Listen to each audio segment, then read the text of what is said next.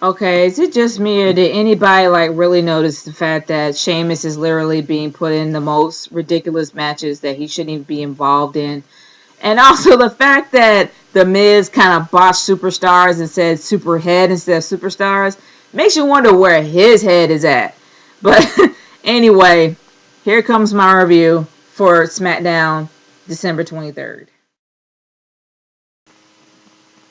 Cody the red-nosed reindeer had a very broken nose.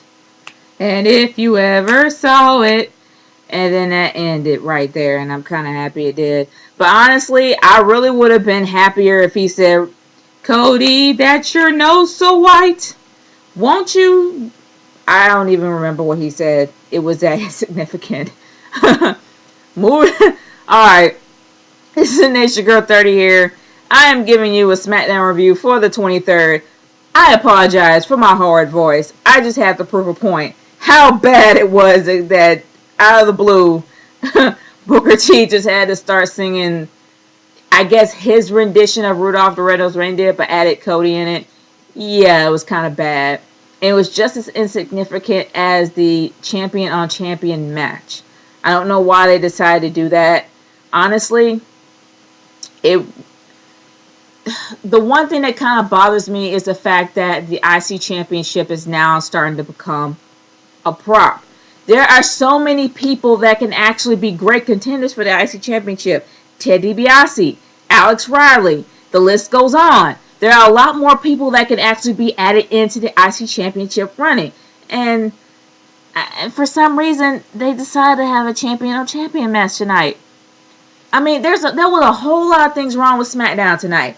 Not only with the matches and the way that things were paired up, the fact that everybody botched their lines. Like, it wasn't just one person, it was everybody. It was Michael Cole. It was Mark Henry. It was The Miz. The Miz. Now, The Miz has always been the type of person to go out there and actually have clean lines. Like, he rarely messes up his lines, probably every once in a while. But tonight, he was stumbling and bumbling, man. I don't know what was going on with everybody. I guess with the Christmas season, maybe they put some in the eggnog. I don't know. But the one thing that really didn't make any sense to me was the fact that Wade Barrett got buried tonight. Not buried, like literally buried in garbage. I mean, come on. You did all that promotion to him for like the last few months on up to TLC, and not only do you bury him at TLC, you bury him literally in garbage and then have Randy Orton RKO him on top of a car.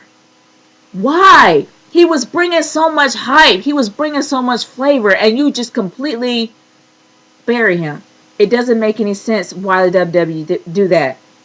It doesn't make any sense why they put Alex Riley on Superstars when he actually does have a chance to actually have a good, decent main event. And it doesn't make any sense how that they don't have a triple threat match just to have Daniel Bryan lose the belt, because that's what they're planning on doing. Daniel Bryan is not going to keep that belt for long. And it doesn't make any sense for him to be champion at all. I mean, right now, because the Money in the Bank briefcase was the only thing that was keeping him relevant to the storyline. Now that he cashed it in at TLC, he's not going to have a shot in the dark of lasting till WrestleMania, because if he loses that belt, he's not going to become relevant anymore. He's just going to become another nobody. And he has a lot of potential. He may not have a lot of charisma, but he's an everyman's man. A lot of people can relate to him. So honestly, he does have a shot in being a decent champion. It's just not now. They did it far too early. And I don't know whether or not they did it on purpose, or I don't know. I don't understand. But it just didn't make any sense to me. And that was one thing that kind of pissed me off. And also the fact that Daniel Bryan had become like everybody else. But I've already went into that. The fact that the main event was going to be The Big Show versus Mark Henry was one thing that pissed me off, because I'm tired of seeing that match over and over and over and over again. They hyped up the match after Vengeance for TLC for so long that okay, you've already seen the outcome of this. Why do we have to see it again? But then we didn't have a chance to see it again because Mark Henry was so injured that he couldn't even perform. Why was he there? Why did he even bother showing up? And why did David Otunga, of all people, come out and have to state that? Like, really? It could have been Teddy Long, but Teddy Long has been the darkest of late. He doesn't know what's going on. And that's another thing. We all know that Teddy Long is going to probably disappear probably in the next few weeks. Because that whole thing of him being clueless was the same thing that happened with Triple H. So we know that John Laurinaitis is probably going to get rid of him as well, probably for another few weeks, and maybe he'll be on vacation or something. We know that Teddy Long is not going to be around for long. I don't know when he's going to disappear, but it's going to be soon. And the way he's been calling the shots as of late has been questionable as well. Honestly, I am very disappointed in this SmackDown tonight. Because SmackDown has always been a cut above Raw.